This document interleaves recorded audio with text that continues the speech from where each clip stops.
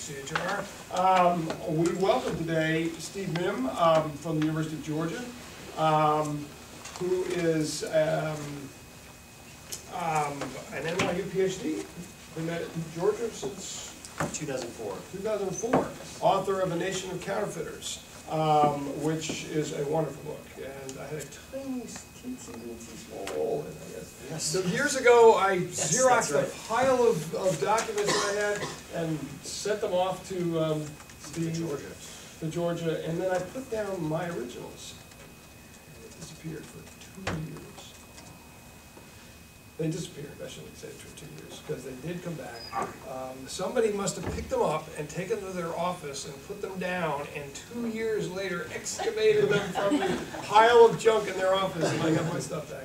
My great Stephen Burroughs detective material from the Vermont archives, which they nailed me. Steve is engaged in a big project, and much bigger of the scope that I was hoping it would be, and it's way beyond what I hint at in my comment that the directions he's going in. So I'm going to hint at looking at the 19th century, and it turns out he's deep into the 20th century. This is a big project with a huge agenda about the shaping of the American American material reality in which we all live. Every now and then I sit and chat with an electrician or a plumber or a HVAC guy, and I marvel at these guys with high school degrees who know huge amounts about how material things work. And I think about my colleagues who say nasty things of who will work with their hands. If you spend time in a not a hardware store, but a connector wholesaler. Yes. Which leads me to the theme that I know that Steve is interested in, which has to do with screw threads. The amount of knowledge packed into these that is utterly essential to how we live our lives that we don't spend anywhere near enough time on. So this is why Steve's project is so welcome, and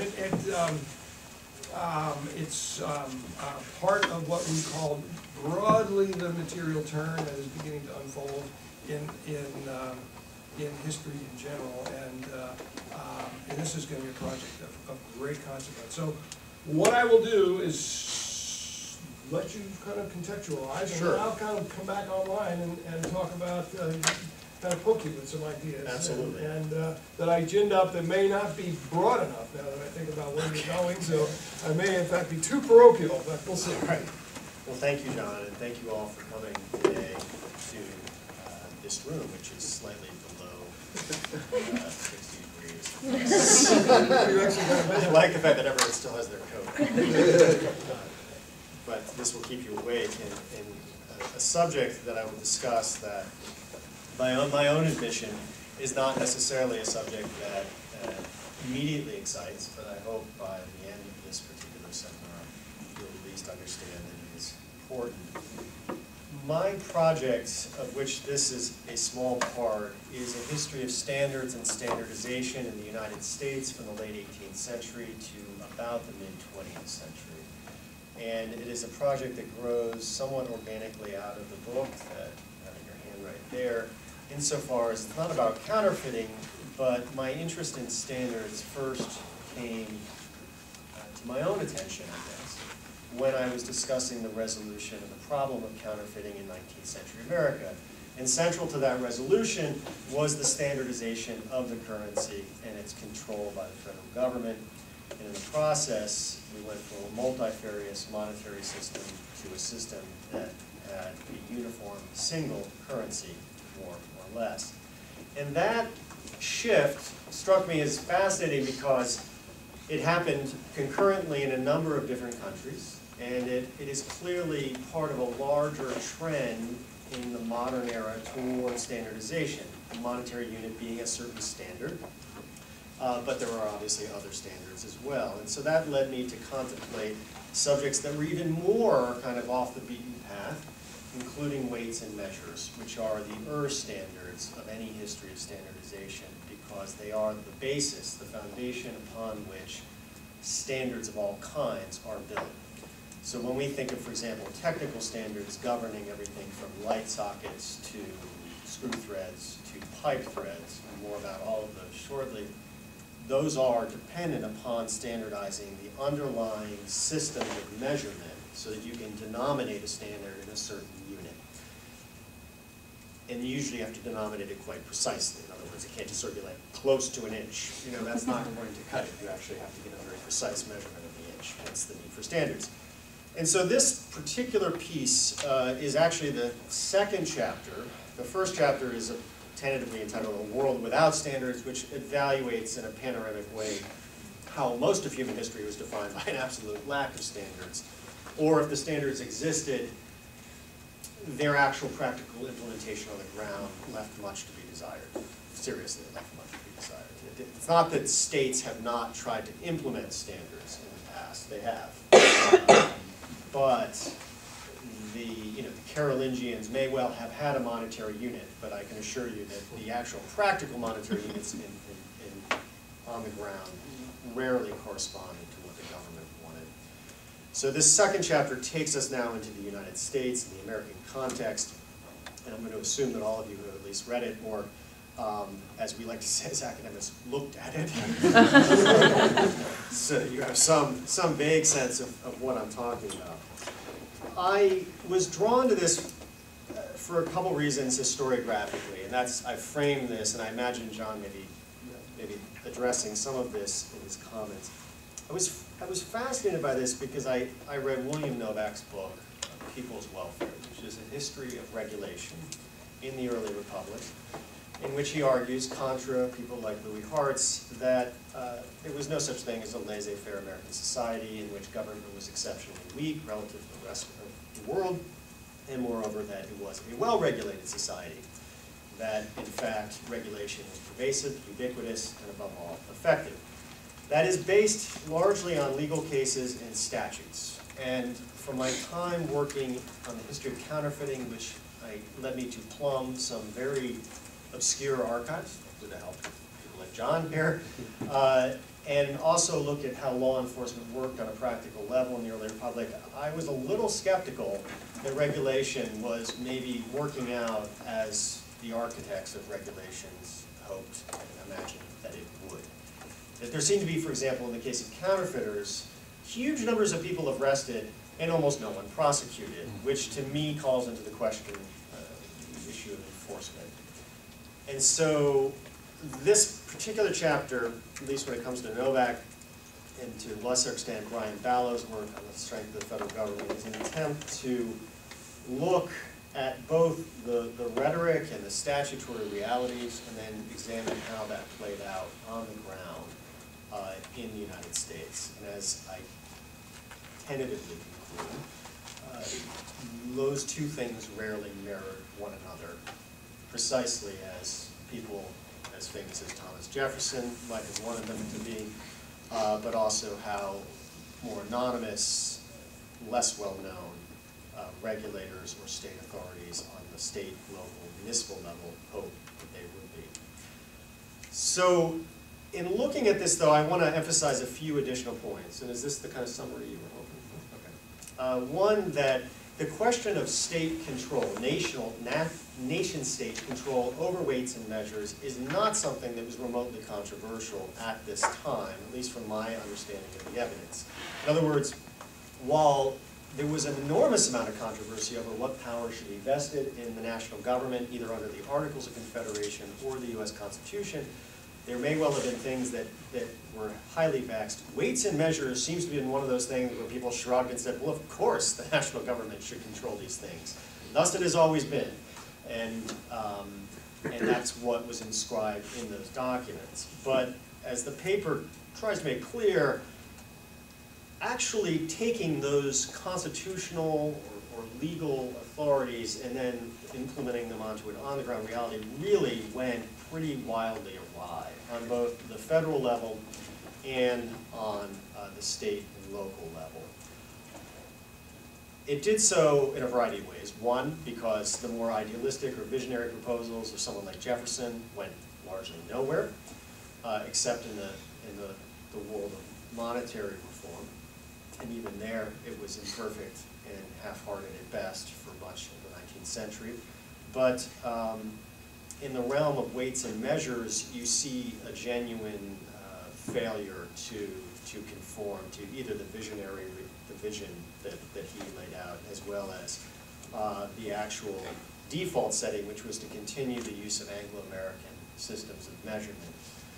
And in fact, what this paper doesn't allude to, even though it hints at it at the end, is that in the end, these things are standardized, but they take close to a century to standardize. In other words, it's not to the 20th century that weights and measures are standardized really in any kind of pervasive way on either the local level, but even on the national level. What is the next chapter in this, just to give some sense of where it goes, is that what happens in 1831 is that the United States Treasury says unilaterally, without consultation with Congress, we need to have real weights and measures because we're losing money in customs collection, tax collection, ports, and points of entry in the United States. And so they commission a Swiss scientist named Ferdinand Hassler, who's a highly eccentric individual, who chooses the weights and measures that we use today. If you want an example of like path dependence and the contingencies of history, they say, please standardize these, and he says, okay, well, you're going to use the Winchester bushel. He had choices. There were different competing subunits, and he chose certain ones. And then he made a beautiful set of these to be distributed to the individual states and to the customs houses. And these were sent with great ceremony in boxes, and velvet, and I love the way these are treated almost as sacred relics. And distributed as such. The Catholic Church is basically handing out pieces of the crucifix to various dioceses. What happens is that, and I have proof of this, it's not in this paper, later in the 19th century they go back, just as they did in Philadelphia in this paper, and say, what are we using in the customs houses? And they're like, oh, almost to a T, every single one of them was like, we don't have those anymore. We sold them for scrap metal. We gave them away, or we found them in the basement now that you've asked us to look for them. And when we assess whether the weights and measures being used in the United States customs houses in the 1870s and 1880s are accurate, they are not.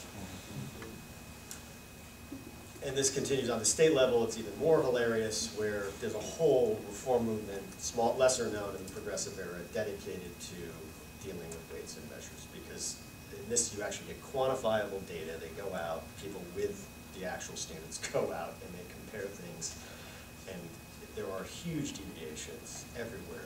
So this doesn't exist for all intents and purposes into the early 20th century.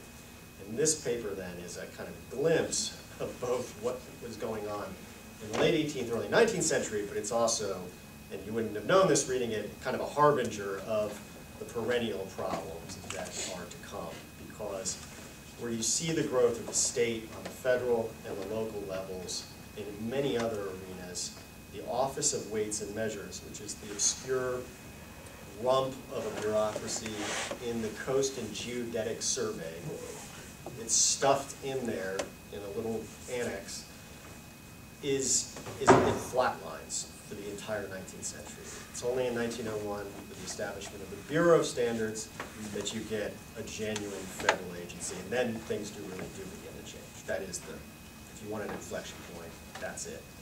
But up until that point, it's a comedy of metrological error throughout the 19th century, I think on almost every level. And I'll conclude by saying, because I do want to, I think, keep this short, right? How long have I been talking? Yeah, I've been talking almost 10 or so. I'll talk a little longer.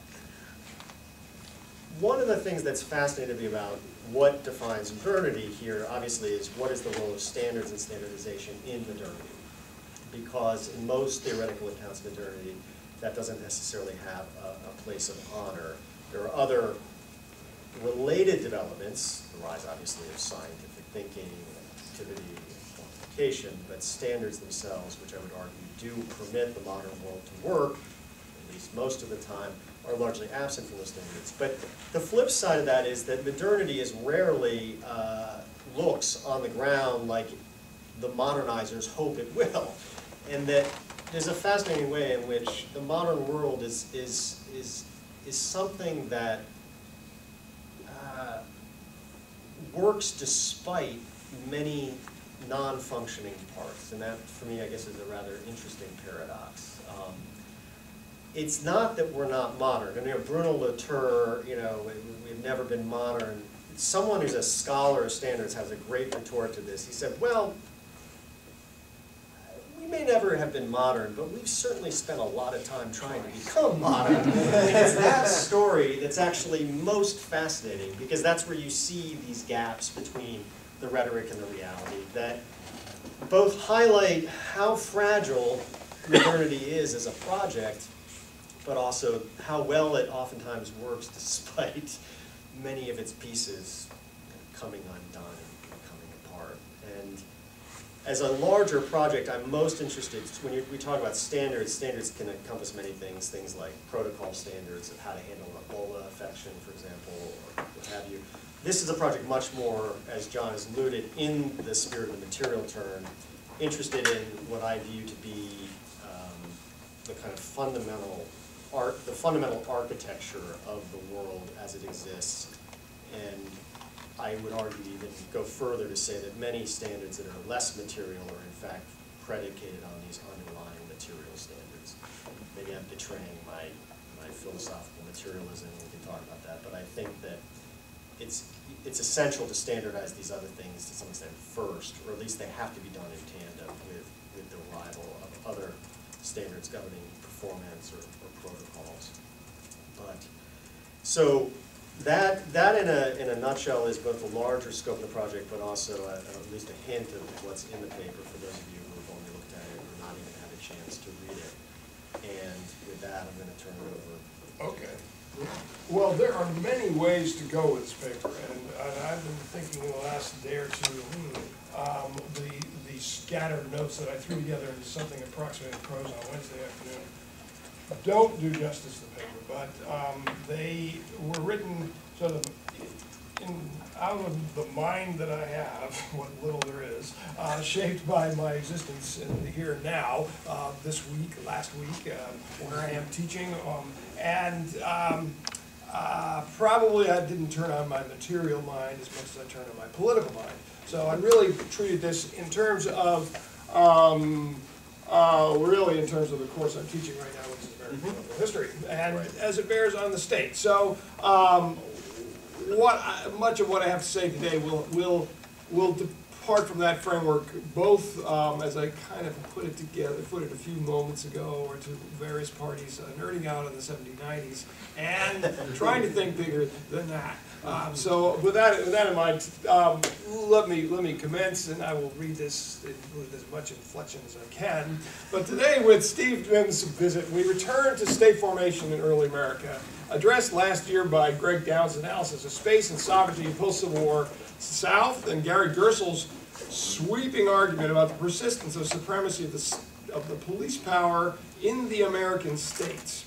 Both of these papers asked us to consider the problem of the competing traditions of state formation in America. Composite federalism of many states with many standards, and the consolidated nation state, one national state, one national standard. So the composite model comes, the federal model, runs back to the medieval and modern framework of the composite monarchy. Leading ultimately in an American context to a composite federal structure, quasi-autonomous chartered colonies and constituted states, and championed by Jefferson and his emerging Democratic Republicans in the 1790s. Conversely, the consolidated national model, running from the example of the British state building following the Glorious Revolution, adopted to the exigencies of war, revolution, and state formation by Hamilton and the Federalists. And here I will invoke David Waldstreicher and think about it effectively that we have to think of these two parties, also Doug Bradburn. He argues that we have to think David Waldstreicher thinks of these as two nationalisms and two visions of nation. Doug Bradburn formerly Binghamton, argues that they were also created a path dependency, that effectively American nationalisms and partisan formations got locked in, and we still very much embedded in those two worlds. So, now, by chance, perhaps, maybe, all three of our CHR Americanists, which you are the last, I think, of the three, so this is my moment to kind of sum up, challenge the premises of the new strong antebellum American state school, led by David Nowak in his well-regulated state, and myth of the weak American state, and by Brian Balow and his government out of sight.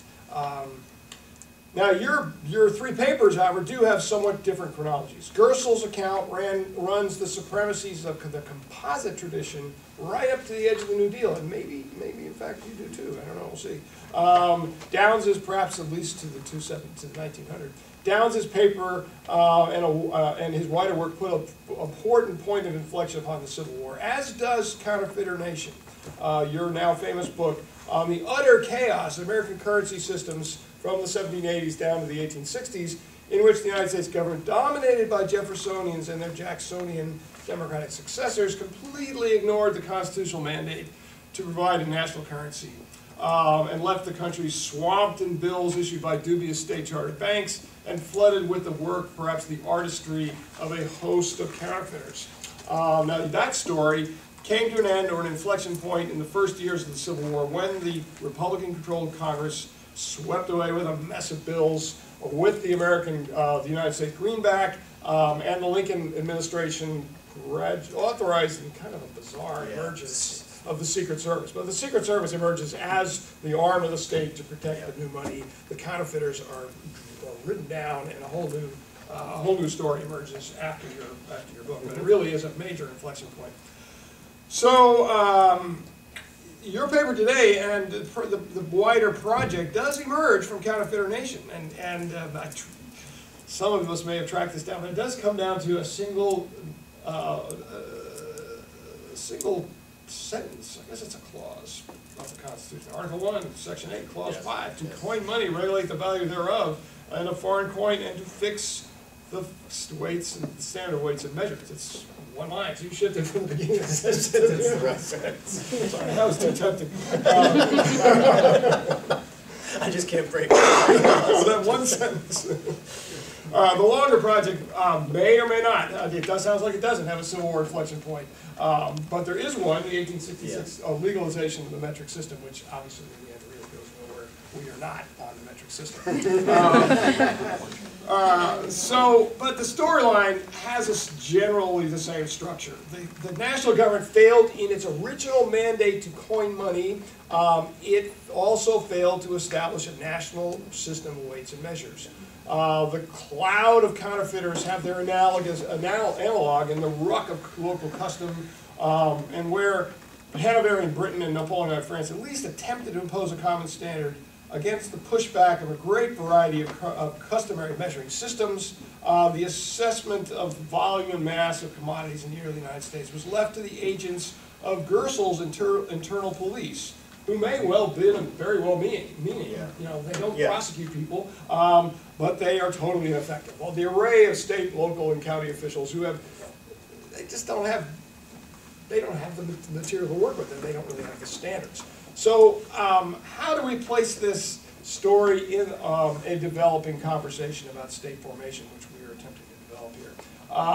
Now, these footnotes lead us to one obvious approach: James Scott's account of the legibility of state regimes as developed in The Weapons of the Weak and Seeing Like a State.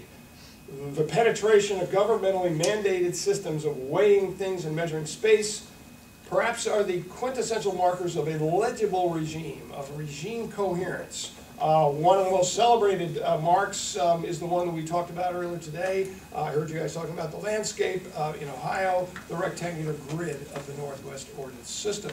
And again, Jefferson was involved, obviously, in both of these, both the weight and standard process as well, and the currency process, and the Northwest Ordnance process. So, as much as the state has a mandate to promote the prosperity of the people, a regular currency and a system of measures is an obvious function of its authority, its more general internal police. And here we might invoke Michel Foucault's understanding of governmentality, a wide and seemingly consensual compliance, kind of an embedding of government with these systems is a manifestation of the reach of the project of state building of governance into the routine and perhaps unthinking behavior of the people. Do we just take the standards for granted? Do we take the existence of a common currency for granted? Compliance has its benefits in its predictability, in the immediate shared arbitration of exchange. We don't have to argue about how long the foot is, then we really have a lot less to argue about. And we might argue about how much we're going to pay, but we don't argue about the length of the object in question. If anybody has tried to match up 2x4s produced by modern mills with 2x4s produced 50 years ago and construction of 100 years ago, it's a horrible mess. There are no standards still to this day in lumber. I mean, this is a wider question, but, you know, here we need to think about, I mean, and this is really the big question. The Constitution's mandate for a common currency and a common system of measurement need to be seen as one of James Scott's projects of high modernism, which he sees as brought in the model that he's developed, resisted by the subaltern weak. Now, who were the high modernists in America, and who were the American subalterns wielding the weapons of the weak in this context? In counterfeit nation, the high modernists were clearly the Federalists and the Whigs, then the Civil War Republicans, advocating the consolidated national state, finally triumphing in the 1860s. The weak were the outlaw criminal bands led by Joseph Bill Packard, one of my favorite counterfeiters, Bill Glazer, Wheeler, Stephen Burroughs, the Brown family operating in caverns all over New England and in Cognac Street and Slab City in Quebec, and in the ravines and farmhouses of Cuyahoga County.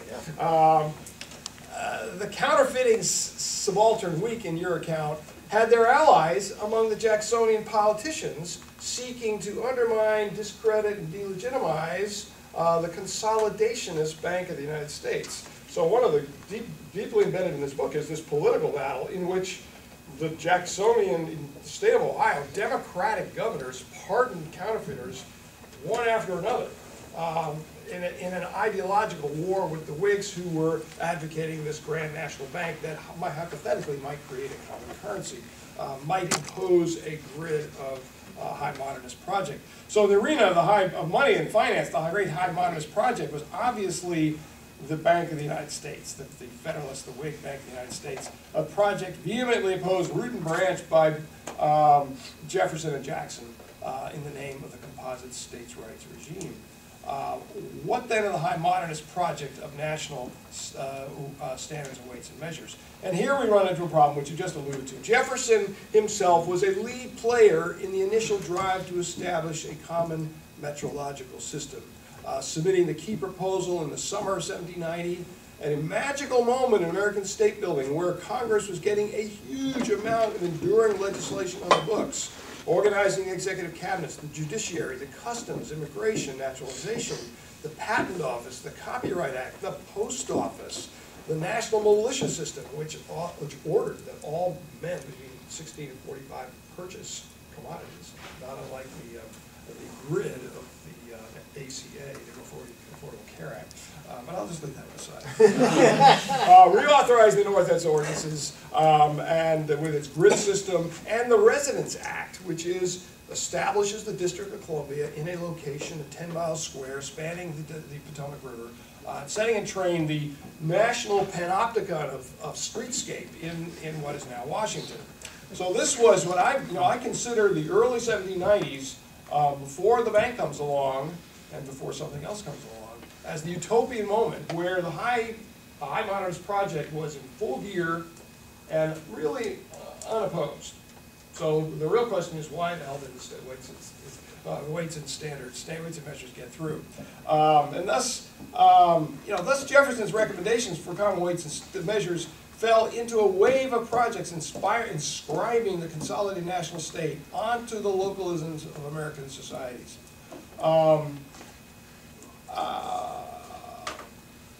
And his 1790 report was based on his 1785 plan, in turn mandated by the Articles of Confederation, ratified in 1781. The Articles notoriously are constituted a classically composite structure in which the small u, small s, United States retained their individual sovereignty, freedom, and independence, and formed a firm league of friendship with each other. There was no nation, there was simply a confederation.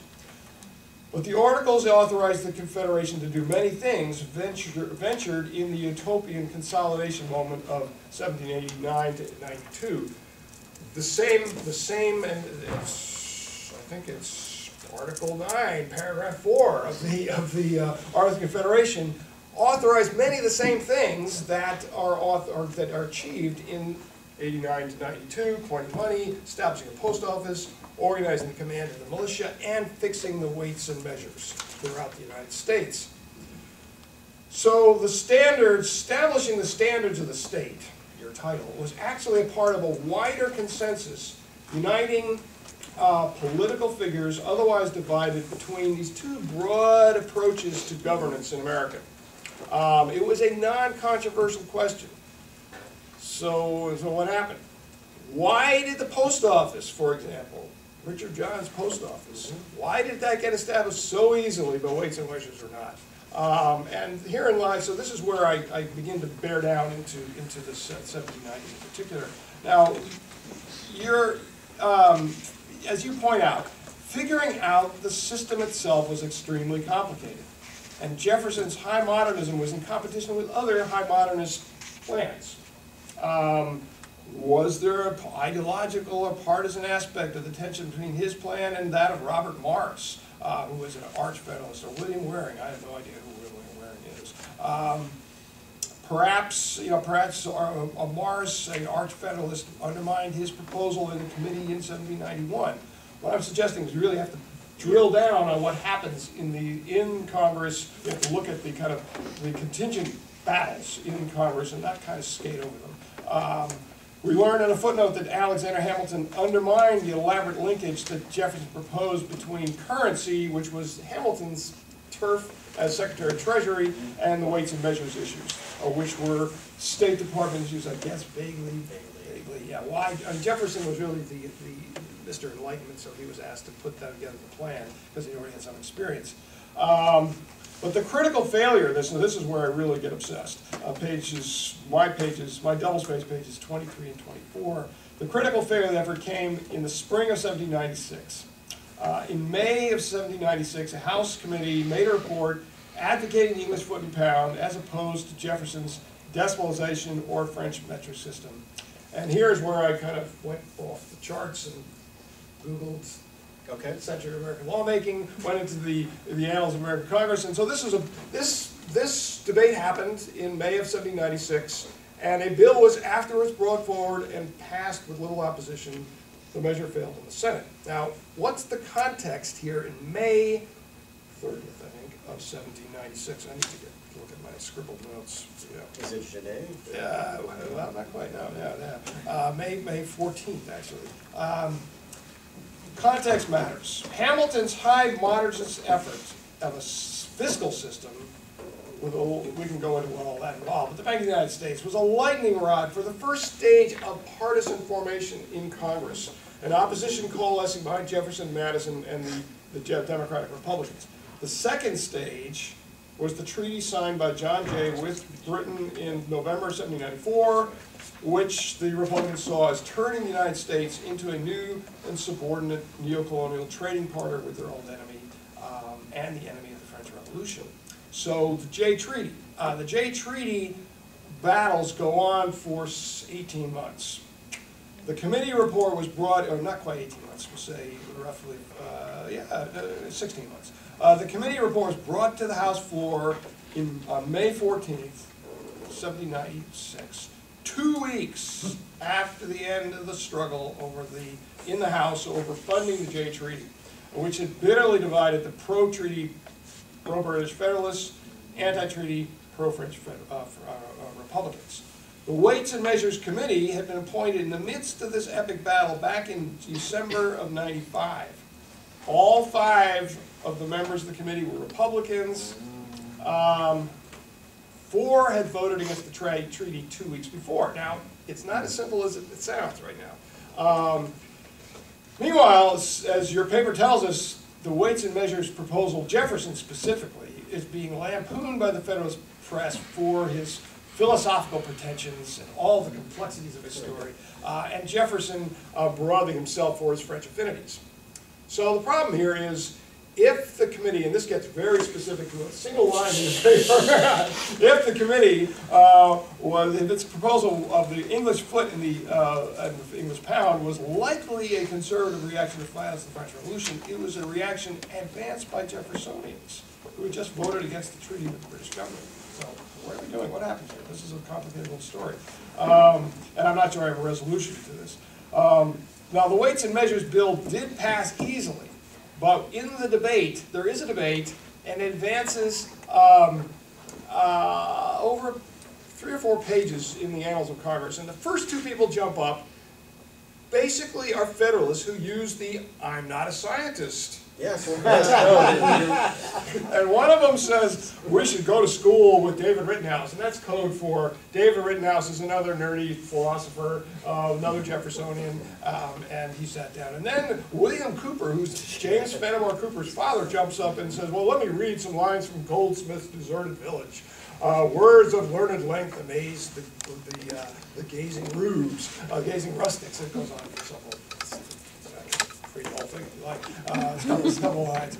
So, you know, those are the only 2 Federalists to respond. And then the Federalist Speaker of the House gets up, and he had actually appointed the committee, I assume, and he spoke in his favor and refers to the great uncertainty of all the commercial reactions, great uncertainty in all commercial transactions without Weights and Measures. And then 5 Democratic Republicans get up and speak in favor, and then it's passed, and then it disappears in the Senate. But there's no energy. So I'm not sure where all that gets me, other than I just love diving into this, the details of committee work. But what I want to suggest is a couple of big frameworks. One, that this was a project that had points of wide consensus, building on a common history of English and British state building. A history that Cargan and Sayre and the Great Arch and Thomas Ertman, the Birth of Leviathan, will run back to before the Norman Conquest. The American state-building venture, either in its Jeffersonian composite idea, or a composite model, or the Federalist grand national consolidation model, both of them are grounded in hundreds of years of federal negotiation between center and counties, centers and peripheries, hundreds of years of involving practice in the internal police. Thus, Weights and Measures, of course, should be national.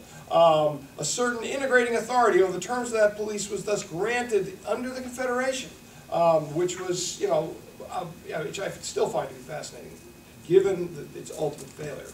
Now, just as the American state-building project was deeply structured by the English and British tradition, it was powerfully buffeted by the French explosion. The fizzling of the consensus on Weights and Measures is one illustration of the ways in which the French Revolution derailed the general American project, and its specifically Federalist consolidation project in the 1790s. And particularly the rhetoric of the terror injected, which is a point I really haven't stressed until this point, but between the debate on the bank and the debate on Jay Treaty, the French Revolution injected itself into American discourse, and it injected a original bimodal rigidity into American politics, reshaping that landscape in dramatic ways. And eventually the Federalists respond to what they see as the Franco-Republican threat with the absolutism of the Alien Sedition Acts, and that then led to an even more extreme into the hyper-states' rights doctrine of the Virginia-Kentucky Resolves. So we get locked into this, and in the midst of this, the Weights and Measures project fizzles out, dies. And so in this environment, the Jeffersonian Enlightenment high modernist model and project faded. American state building stalled on many fronts, as did efforts to modernize standards of measurement. American money and Weights and Measures was chaotic down to and beyond for weights and measures, now we find well beyond the Civil War. In fact, we're still using it, and I don't want a metric system. Who wants to use a metric system? I'm still pretty Luddite in that regard. Now, you may have you have a different story to tell that's going to go further into the future, but really, from your preface, it's a long and chaotic story, and so the failure of this 1791 to 1796 period does require a little more attention because there are big issues there. So what it gets me to is there are two questions it gets me to. One, where is the subaltern in this? If it's James Scott's model gives us a high modernist project of almost autocratic state legibility, American subalterns are enslaved African Americans and Native American peoples. Maybe the laboring peoples, the white laboring peoples can be seen as subaltern, but they would benefit from everybody who is a free person would benefit from uniform standards. It would reduce the friction of exchange and commerce. So we have to ask, how do we handle this question of subaltern and the coercive high modernist project? How do we interpret that? And then, then we have this broader, more specific problem about Americans and governmentality and Foucault's construction.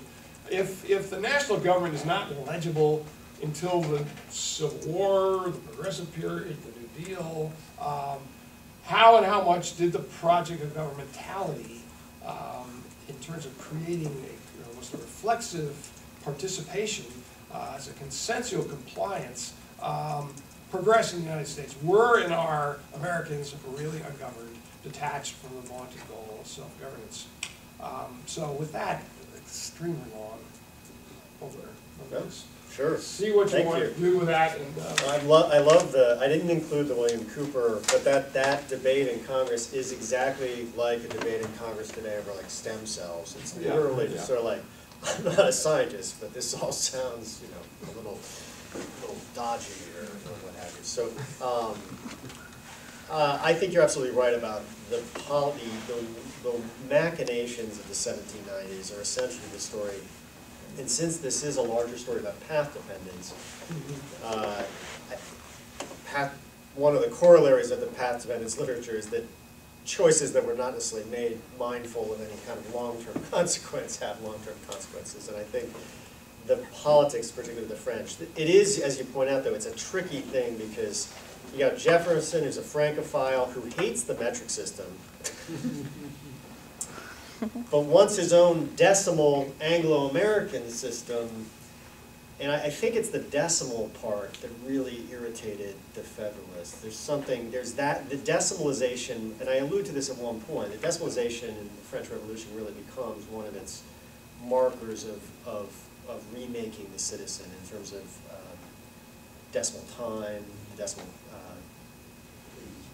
the change of the calendar. That's not decimalization, but it's a rationalization of the calendar, the thermometer, the Celsius system, and such. So I think that decimalization becomes associated in a bad way with French radicalism. So you have this paradox of Jefferson trying to continue this, but he's also clearly, when he changes the pendulum latitude, he's clearly throwing his lot with the French there, and not with the British. So I think that's right.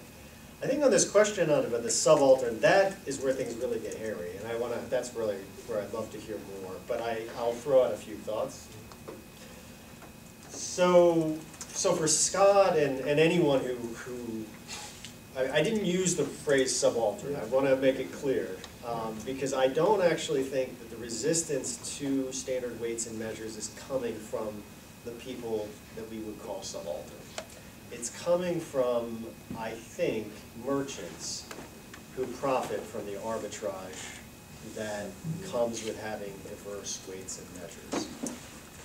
The one consistent theme when people write about weights and measures, just as much as when they write about other inconveniences like this, is that it falls heaviest on the poor and on those least capable of assessing, for example, how many firkins are in a bushel, and whether a Massachusetts firkin, which is calculated at 7/8 of a firkin in Virginia, you know, I mean,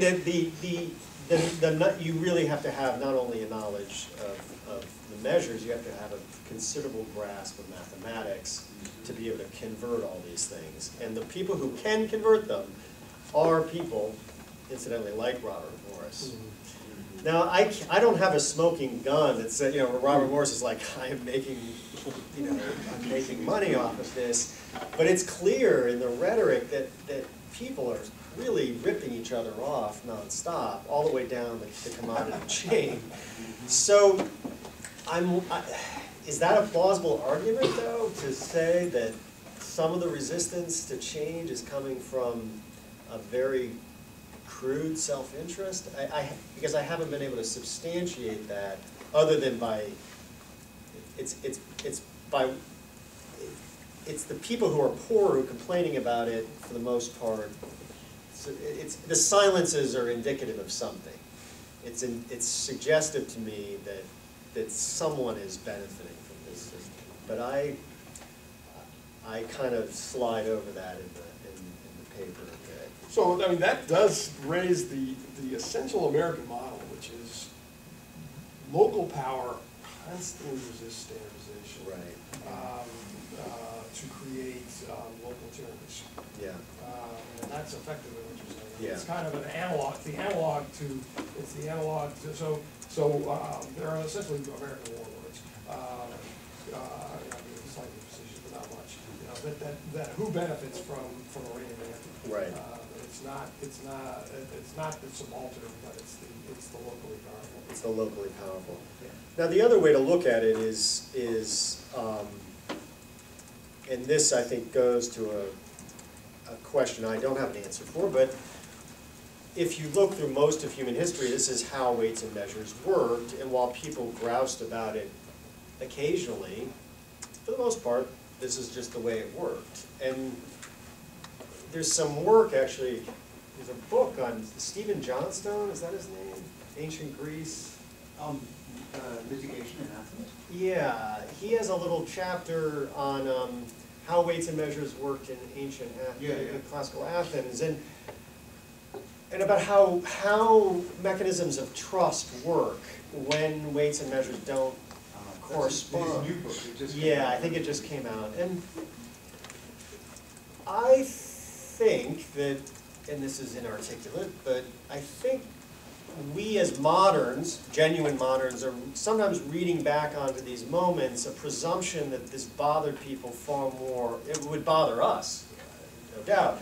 But for the people living in those moments, this was what was normal, and a variety of institutional mechanisms, and I don't mean organizations, I mean literally quid pro quo kind of relationships and ties of familiarity and kinship could mitigate these problems to an immense amount, or could mediate them in interesting ways. Or, for example, let's say that you knew you were being ripped off. I'm thinking about P.T. Barnum and his account of his childhood growing up, and about how he did business before he became a promoter of entertainments. And everyone is kind of screwing each other over, but everyone knows that they're screwing each other over, and a lot of that gets kind of baked into the final accounting. And how much of that screwing over is happening within a circle of familiars that is at least, say 10 miles around? I think a lot of it is. Yeah, right. And so the break point, that willingness to put up with that stress level breaks with the telegraph order. Right. Of that's right. And so that I think that's right. That and there are community-based mechanisms for dealing with people who would truly abuse these powers. Whereas, how do you deal with someone in Iowa who just sent you bushels of corn that in fact are not bushels? You know, that poses a different question. I think you wanted to. I was just thinking. I mean, this is where it intersects with time, because I mean, when you talk about time standardization, this is exactly when you need it. And I think time is really such an important component. You allude to it in the paper, and it seems. I mean, that's when it intersects with religious convention. It intersects with routines of the day. it intersects, and it's, you know, and I was wondering what the chronology was, because I thought that would be an interesting component to fit in here. When is it that they start, with the French start monkeying with the calendar? It's during the Terror. Yeah, It's that's what I remember. Yeah, so I'm just thinking that that really sets people on edge. I mean, they bring it up all the time in Federalist newspapers, you know. Yes. Now, look at what they've done. You know, they've set aside the Sabbath that the Lord set as a day. absolutely. You know, and so I'm thinking that the time component is very important, and that's, again, when you think about locality, people can live with this, but then at the moment the railroad and the telegraph come in, we have instantaneous communication, then we have to have standardization. Right. But you don't get it then. You don't get it. You don't get it till the early 20th century. So I think there are other things, I mean, I think there's a consensus that we should have it, it's Right. just what it should look like. Yeah. And that doesn't come about until the early 20th century. I'm wondering if it has to do with internationalization of trade. My own research is on the history of apples, and I'm reading congressional reports on standardizing the size of an apple bed. Okay. Should it be 27.5 inches or 28.5 inches? And these go on for pages and pages and pages. And part of the issue about You and I are the only creating but the Canadians have one size, and now we're competing against Canadian apples in the English market. Suddenly, for that industry at least, it's when it becomes global that even though everybody's agreed for a long time we should have a standard, it becomes a pressing priority. But even then, they spend a whole lot of time arguing about it. Yes. And I think with the international, that raises all sorts of vexing questions because there's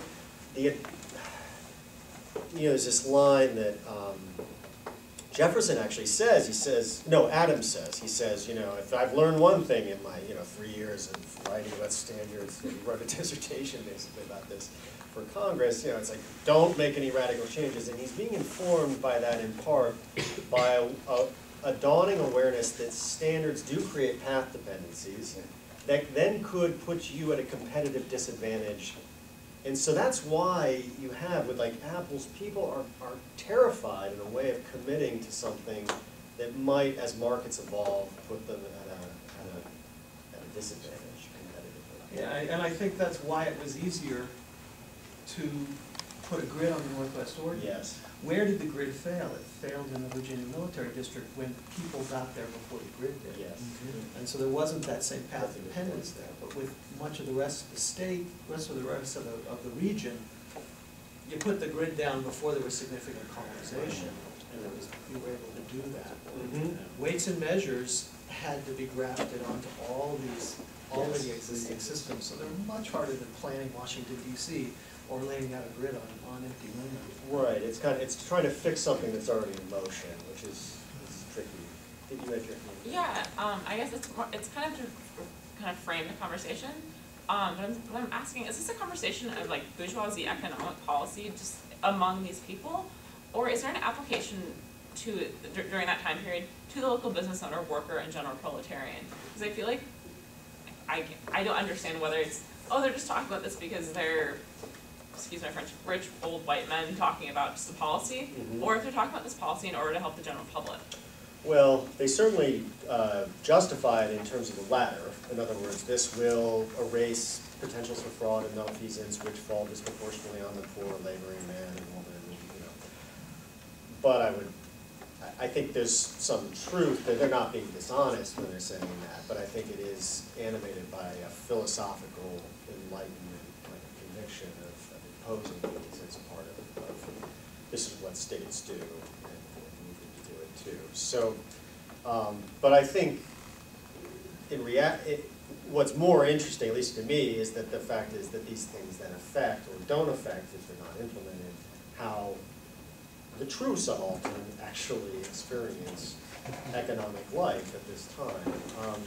The radical variation, that Philadelphia report I mentioned where the one guy who's assessing, now mind you, he's using a standard which is itself inaccurate and thus declaring all these other standards inaccurate, but the fact that he can't even find a single measure that conforms to his own should tell us something that someone venturing out into the marketplace who is making a subsistence wage, trying to buy commodities for themselves, is facing a very tricky terrain to navigate. So is this their argument / your argument that standardization can be used for kind of like, or that essentially it was used, the conversation was being had in order to help standardize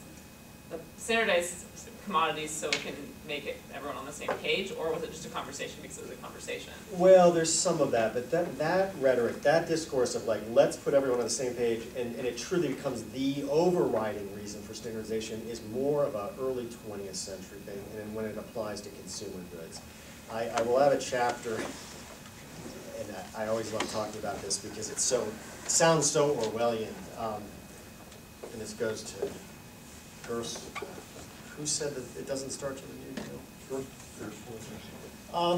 In the 1920s, under Herbert Hoover, there's something that's created called the Division of Simplified Practice in the federal government, in the Commerce Department, which is itself tied to the Bureau of Standards. I mean, the Bureau of Standards is part of it. And its Division of Simplified Practice is I think, one of the most strange stories of the associative state from this period, which convenes, I'm not making this up now, in the interest of the consumer, and in the interest of rooting out inefficiencies and those cost savings that can then be passed on to the consumer, gathers together manufacturers of almost every imaginable commodity. I'll list a few of them in a moment.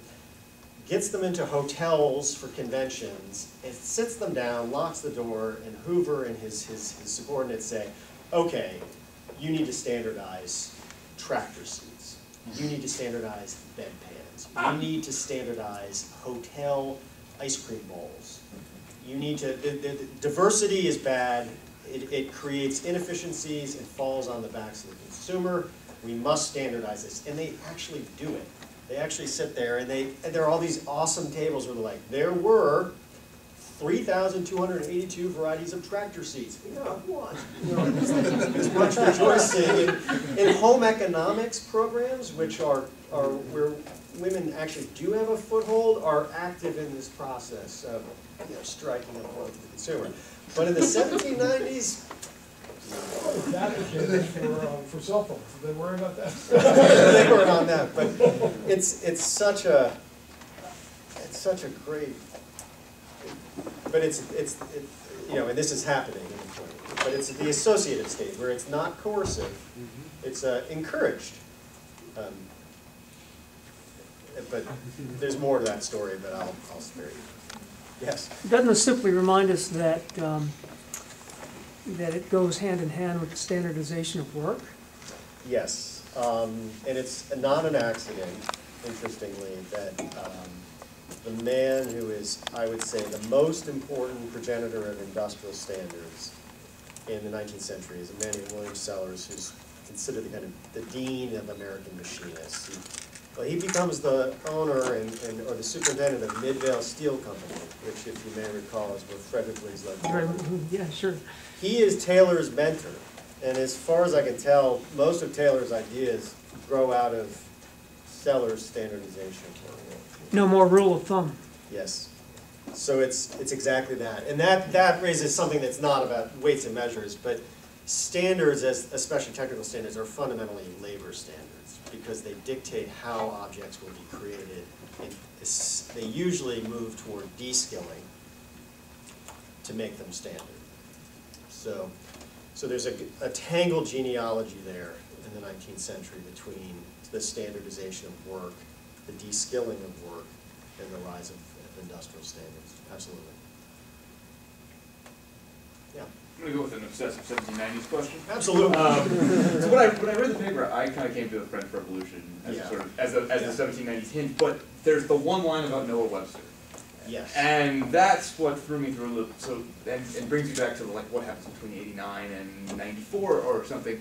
Because I'm thinking and maybe this is more of a philosophical question about the relationship between nation and state as opposed to as a unified nation state. All right, but Webster as kind of an obsessive American nationalist, right? Who English isn't good enough, we need to have American English, right? And he's trying to standardize the language in a uniquely American way. And so he's writing in 1790, objecting to Jefferson's Pendulum. pendulum, when in reality, he probably wants something unified because he wants unity. Right. So I'm wondering if there's sort of a pre the French go crazy moment where real American, like obsessive American nationalists are getting in their own way, and kind of Webster is at the leading edge of this, and he's publishing whichever magazine he publishes, I can't remember which is, I think the American magazine, yeah, right, the American magazine, and which is being read by the Federalists gentry, right? So I mean, I'm wondering if there's this kind of nationalism versus state thing here, or something like that,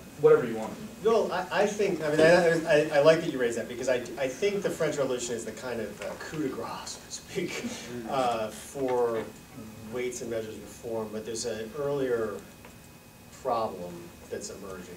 Now, when we think of these projects, like in the Scott vision of a state project, we think of the state as kind of we think of Brasilia, we think of faceless, faceless creators summoning into being this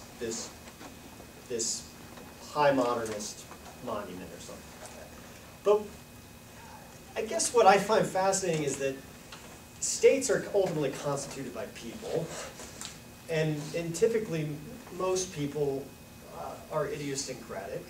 And moreover, that the more idealistic a group of people are, the more likely they are to disagree on the particulars of how that idealism should be implemented. The French Revolution actually being a great example of that. The vision of reform that the nationalists of this era do put forward, they have a lot of consensus, but it's fascinating that where they differ, I think, is oftentimes driven by personal pique. And just literally a kind of, you killed my baby, I'm going to kill yours. And that, I think, is partly what's going on with Jefferson and Morris, because Jefferson puts the kibosh on Morris's plan for coinage, and Morris is quite irate about this. And then Jefferson sticks it to Morris on an unrelated issue in some subcommittee in the Continental Congress. Apparently Morris is just really bad at a share about this. I don't want to reduce history to kind of, petty grievances, but it's fascinating. And here you have this moment, and they do accomplish a staggering amount, but maybe things that are a little more discretionary. Whereas you need to survey the land. You need to create a tax system. Well, but it's not that discretionary. In other words, you need to have regular exchange. It's not, and it just rolled off the cuff in 1777. Yeah.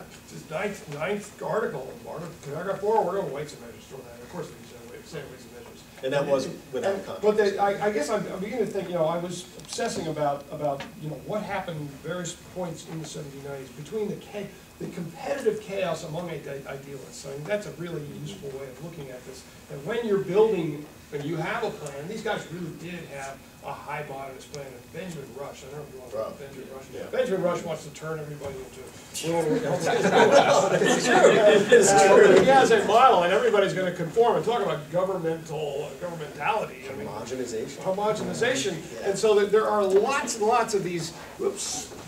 Chairs wouldn't do that. They wouldn't do these chairs would disappear.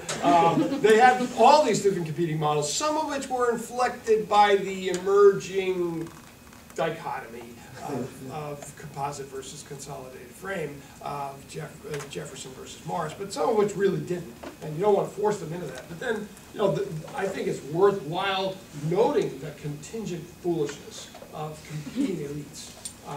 At the same time that they're competing on dancing on this little table of high elite models, while below the surface, the merchants are saying, no. We want the mess. We want to maintain control and have our cut. And the people who are really, the subalterns who don't really understand what are still somewhat protected by local community until the 1870s. Do you know Gautam Rao, who's an American? He's finished a book on, or almost done with a book on customs houses, and so I've had many conversations with him, and I think you're absolutely right, that it's when you get below to the merchants that he talks about how the customs houses for many decades operated in a really loosey-goosey fashion, where they were like, And Hamilton was okay with that. He's like, as long as there's revenue coming in, I don't give a damn. Like, I don't care what you're doing on the ground, as long as there are coins showing up in the vaults. Filling these little boxes, these little plugs on my Exactly. grid, yeah. I don't care how the sausage is made, is literally it. And when you actually look at how the sausage is being made in the customs houses, and I went through this, I went through and read all the Treasury Department circulars to the customs collectors in the early Republic, and there's one, I think from 1815, where the Secretary of Treasury, I forget who it is, says, like, you can hear his throat clearing, it says, it has come to my attention that in the ports of the United States, that when it has come time to weigh and measure the goods to assess customs, that no such weighing and measuring has ever actually been taking place. And then literally they're kind of eyeballing it and saying, it looks like you should pay this. And there's some kind of, okay, it's not too high, not too low. And it's wonderful. It's like, good Lord, there's no rational state operating here. It's just, but that changes. That does, by the 1830s, 1840s, begins to change. But it is, But then there's another dimension, which is not only do you have high modernist enlightenment utopians planning all sorts of things. Some of them work. yeah. The post office works. Mhm. It's pretty simple, actually. Yeah. They already actually Franklin already kind of invented it, so they know how to do it. But this is a complicated thing. It is. So that there may be in the essential complexity of the problem creates its own dynamic that means that it's going to be derailed. And maybe by nerding out on the mid-70s, it doesn't matter. Well, I do think this issue you raised about, it's one thing to graft a new institution where there's a total void. In the post office, I mean, there is a post office, but there are people, weights and measures do exist. It's not that there's no weights and measures. That's the tricky part. And the problem is everyone has their own version. And how do you graft that? Sorry. Just to get back to your the Athens reference, I'm not talking about that specifically, but the general principle at stake there, which is that in the example you just gave of the customs houses, I mean, to us, with our highly modernist, historicist eyes, it looks like chaos. To the people engaging in these negotiations in those customs houses, is that how it seemed? It's like, okay, this is all this weights and measure stuff. We don't need that. Or is it just like, this is what we always do? This is the norm. This is the truth. This is the way.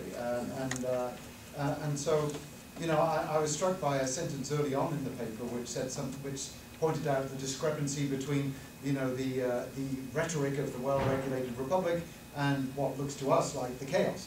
I mean, how many people saw chaos at this time? I guess is what That's a good point. I'll draw a more modern analogy. In many academic departments, my own in Georgia, and I'm sure possibly here, there's this new oversight from deans and administrators who are suddenly like, we must quantify your productivity, we want to know what you're producing.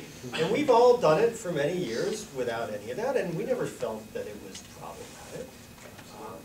In fact, we frankly resent that we now have to fill out a form that seems geared for a biologist. Well, particularly since the metrics are so feeble in most cases, and hard to defend. Right. So I think, but there are cries of help clearly at times, at least in the early republic, and I think they are coming from people who must be occupying key junctures or nodes where they are truly at a disadvantage vis-a-vis. But I think you're right, they did not see it as chaotic.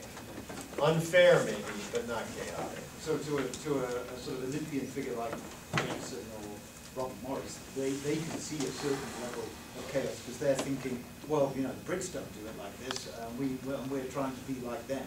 Whereas, the individual states, as they are at that time, are just happily going about doing things how they've always done it, and no problem. They don't see a problem there. Well, I think that's true up to a point. I think, though, that the comparative framework reveals that things were equally loose in these other nations. And that's, which is where I wouldn't want to be viewed as it's not that the American state is necessarily exceptionally weak. It's that this is a condition of premodernity, I guess you could call, that different states deal with in different ways. But the British they have equally hair-raising problems, interestingly enough. It strikes me that there's a very interesting, I mean, when you think about pure path analysis, I think it works so well because when you make the contrast with funding, you know, we now understand, watching the European Union, how fraught funding can be. And, you know, our project was very successful very quickly. So and that makes such an interesting contrast with what happens with weights and measures, you know, that it is accepted. Sure, there are plenty of people, I mean, the transaction costs in that system without funding would be quite lucrative for many people, but they accept it. Of course, there are compromises built into it, which that in itself, relocating the capital, may be part of the, you know, the kind of compromise that permitted that acceptance and that success. I mean, that's, you know, you speak to Europeans, and they are standing back in awe of us for having succeeded in a project they can't yet achieve. Right. That's a very interesting, because the history of American monetary union is actually surfacing a lot in Europe. Yes. Kind of, and not in ways that are comforting to the Europeans. You know, I mean, that's a story that's still unfolding, but What about, one other quick question, what happens with the elimination of internal tariffs? I mean, because that's another story that could have played out in a similar kind of way, and I'm curious what happens. That, my knowledge is that happens without considerable resistance. I mean, there's resistance in the ratification area. That's the Rhode Island is, Rhode Island. whatever, but Rhode Island's happy that its advantage is destroyed, but yeah, that's something, actually, there's a great topic. Hello, people. You know, Americanists, take note. You know, you know, the great topic on the question of internal tariffs. I mean, I was thinking of another interesting topic that could be, that spins out of this quite logically, could be applied to any location with these court records. Can you track, I mean, say you were to go into a set of court records and track at the, you know, JP level, the number of cases that involved weights and measures. Numbers of cases brought before low-level judiciary, arguments for arbitration over these issues, and how and when do these things, you know, maybe are they not at all? Are they never? You know, maybe there's no. No, they're litigated occasionally. What I found, these are published like really local cases that were published, is the legal defense typically used by the defendant is, it's a violation if the standard you're using does not conform to the state standard. But in some cases, what the defense is, show me the state standard. And then they're like, Well, but just the sheer presence or absence of cases involving weights and measures, just sheer volume. I mean, I'm not saying you should do this, because that's, unless you think that you want to go in line. But I think this is a project for some younger person to think about. Maybe well, I think especially these lower court records are probably, because most of the disputes are commercial. yeah. And you know, The easy way to do it is to go after the published ones, but they're not representative. Yeah, can I just go back to the notion of resistance to authentication? You put this with the merchants and exploiting the complexity of the system. It seemed to me within the paper, you also suggest that they're actually willfully adding to the complexity. You mentioned that the states start with the standard, Right. then others are introduced.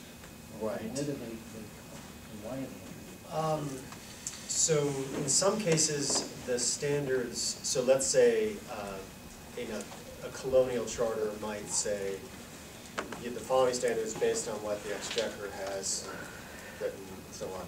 But then they start conducting trade with the Dutch or the Spanish and others, and they start to adopt standards that are peculiar to that trade, and then they kind of get dropped into the mix, because it makes sense if you're producing for export to think of it in terms of the ultimate unit in which it will be denominated and sold. So that's one way that they get injected in.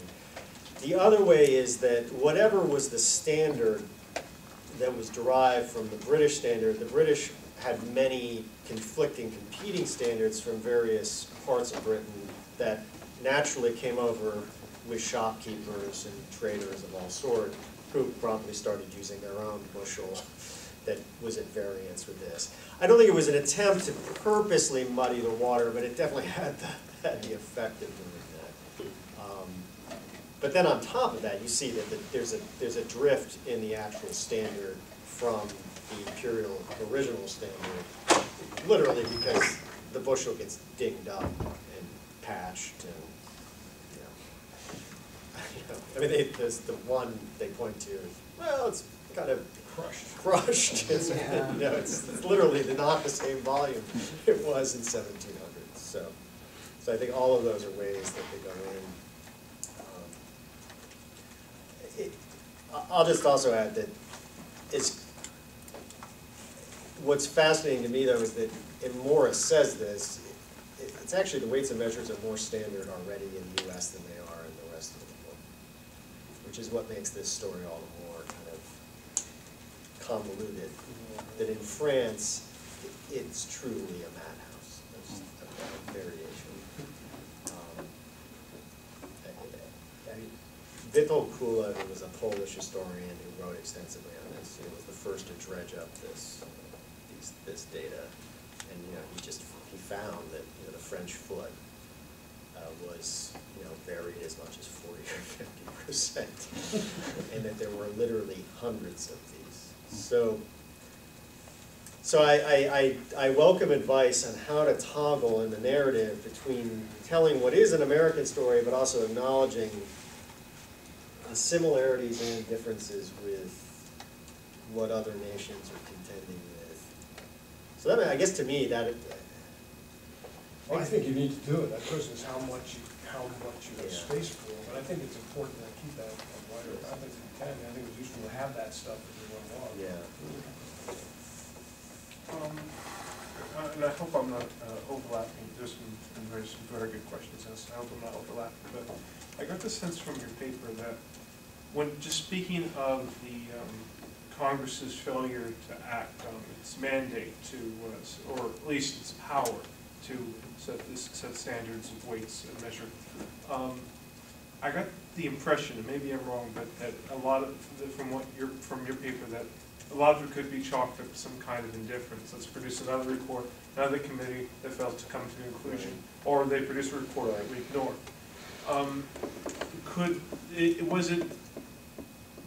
Was it indifference for the most part, or was it a realization that there would be some sort of merchant resistance like I've been here and alluded to, or was it that if they actually did try and set a comprehensive standard and then maybe even enforce it, that would have been a level of power that they couldn't have either conceive of enacting or have the capacity to enact? Right. I think more the latter, that I think there was some uncertainty, and John Quincy Adams says this, where he's saying, whatever we come up with, it's going to fall to the states to enforce, but everyone knows that invites problems, because these are political entities, polities that already go their own way, and so it's a real predicament as to how to deal with this. It's one thing to say, okay, in the customs houses we're going to have this, but how is the federal government? That would have been a massive expansion of federal power to go, literally get down and empower thousands of federal employees. I mean, the federal government is not to go out and inspect weights and measures in markets in Worcester, Massachusetts. I mean, that's not going to happen. That would have been a huge incursion. So everyone knows it's going to fall to the states, and then it's kind of like,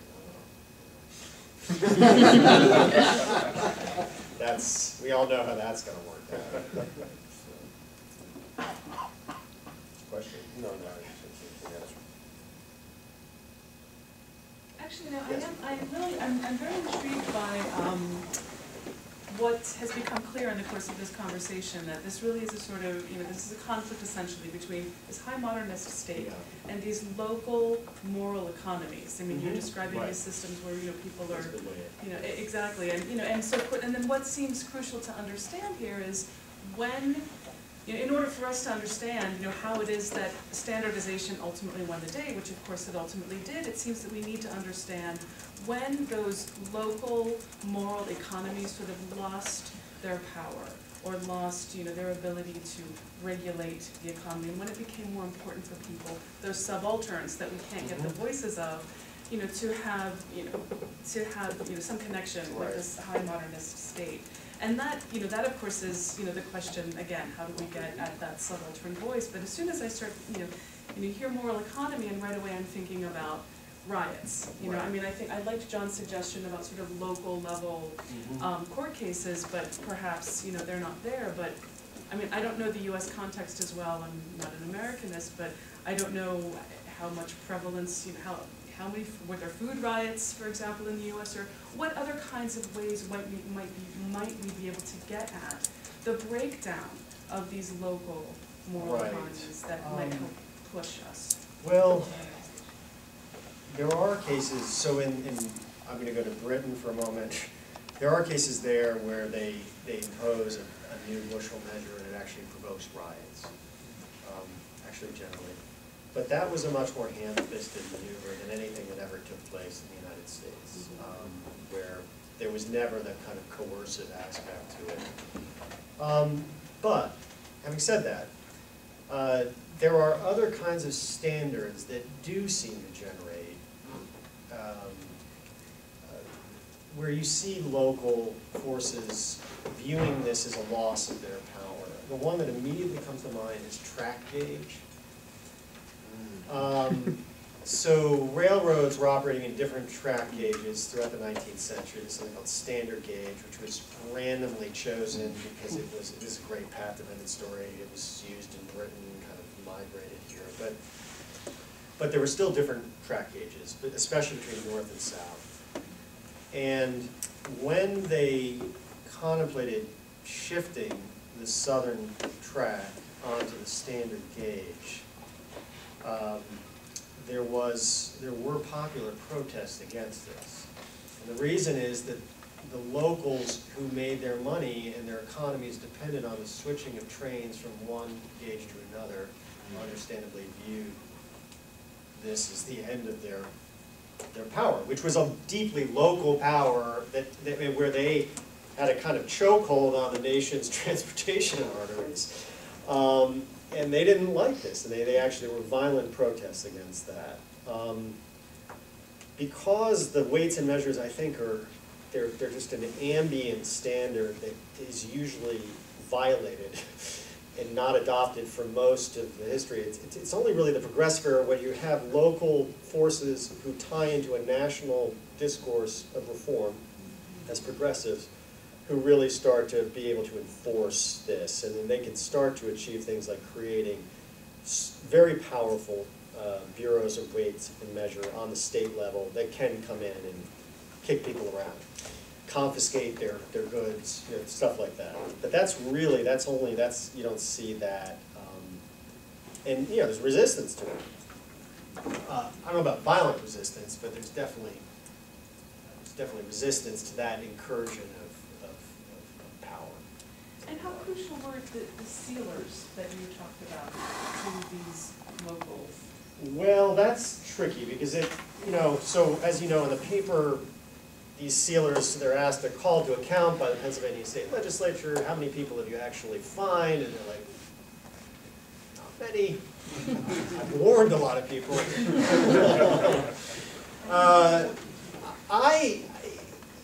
When I think about who is occupying, this is where I depart with Bill Novak. So a well-regulated society, who is doing the regulating here? It's your neighbor. It's the guy who you went to the local one-room schoolhouse with, and he's been appointed, as a sinecure in part, inspector of fences. Well, let's say he finds your fence awry. This is not some distant authority of the state coming down and able to bulldoze your farm. This is your neighbor, your friend, maybe. So the same with the sealers. These guys are deeply ordinary people. Well, there is a conflict between Bill Novak, Bill Novak. And David Novak. Yeah, yeah. Okay, I think I called him David before. Bill Novak of the book, and Bill Novak of the article. Yeah. The article, which came out about 7 years ago, The Myth of the Weak National State, is an argument for the strong Leviathan state, which makes, and his evidence is totally all post-Civil War, 20th century. He makes a few little, but his book is all about the local level. That's right. It's all about the local level, about the state level, and it is, I mean, it's, let's call it, it may not be a well-regulated state, but it is a regulated state. There's lots of regulations, and they involve some form of, so, I mean, you know, there isn't too much of a, you know, that process of local regulation by your neighbor has been going on for a long time, and it doesn't, it's not a free-for-all. And so I think he's kind of a hydra-headed guy in the sense that he has this very strongly articulated argument in the book about local regulation, that the country's come with a massive local regulations, which are negotiated. And then in the book's arguing, and the article is saying, well, there's a great national state that oversees everything. Well, there's no great national state, it's bullshit. And also, how many people have read this book, or are we just having an inside baseball conversation here? We're having a slightly well side, but the idea of local versus national should resonate, I hope. But one thing I'll say, and this may go to your question or the comment you're raising, which is, so Novak is saying, look, it's a well-regulated society. This isn't laissez-faire. Look at all these regulations. Let's assume for a moment that all these regulations are actually working as they're designed to work. What's noteworthy to me is that these regulations are so local that they are actually ill-suited to regulate translocal forces. So when he talks about the regulation of markets, he's actually talking about markets in a specific space. He's not talking about commodity markets. He's not talking about interstate commerce. It's literally the butchers who you know, and sorry, I'm like betraying my criticism of this book, but why not? Says, look, you know, look in the city, this market is regulated. Well, that ignores there are 2,000 unregulated grocers in the city who are not regulated.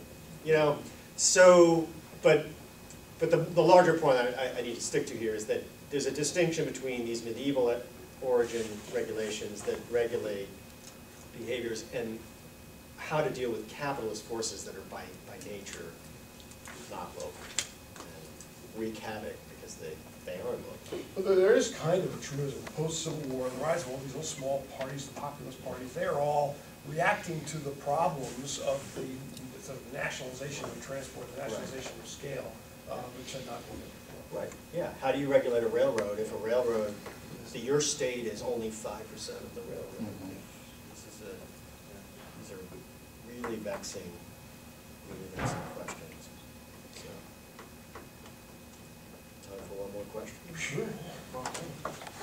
We talked about sealers, and I mean, there's some states that elect their sealers and measures, and there are some that don't. Are there differences between states in terms of like which states actually tend to prosecute their offenders? I mean, I think that New York sealers wouldn't prosecute since they haven't stand for election among the people. They just yeah, I would agree. I mean, I haven't been able to figure out the election returns on sealers, and but I think that's a reasonable assumption.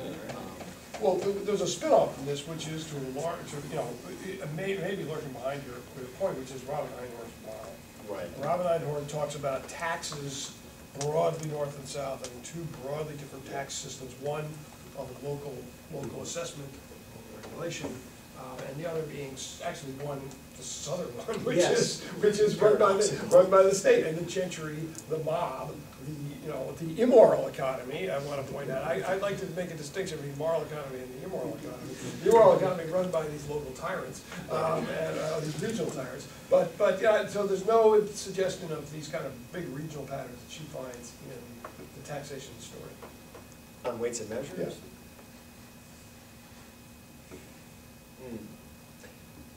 It's a yes or no. No, that's something I haven't really attended to sufficiently, although it's striking how little they discuss that in the South. Well, although they're, Maybe there aren't. Maybe if you went into go and look at the roster of officials in the South and see if there are, I mean, there probably are, but, maybe, there's got to be, but. Well, I actually have a book upstairs that's the Town and County Officer from Massachusetts, and it tells you what you're supposed to be able to do. I assume somewhere there's something about weights and Yeah. measures on page 43. But it does the equivalent book for Virginia or North Carolina, the same thing. Well, there has to be somebody who weighs the cotton, right? How is cotton weighed? Yeah, it There has was, to be a county official who does that, or somebody is an impartial weigher of commodities. Yeah, an export-driven economy is kind of, it's that's. Yeah, gotta be. right. And there's controversy over this, but it's usually controversy over whether the wrapping is concluded in the weight. Because it's a serious issue. Yeah, right, yeah. It's striking, I wonder. Yeah, but the cheaty way to do this is to look at statute regulation rather than Oh, the no, heater I- on the ground, no, yeah. I- You I can't think- do the heater on the ground, but, Not in this lifetime.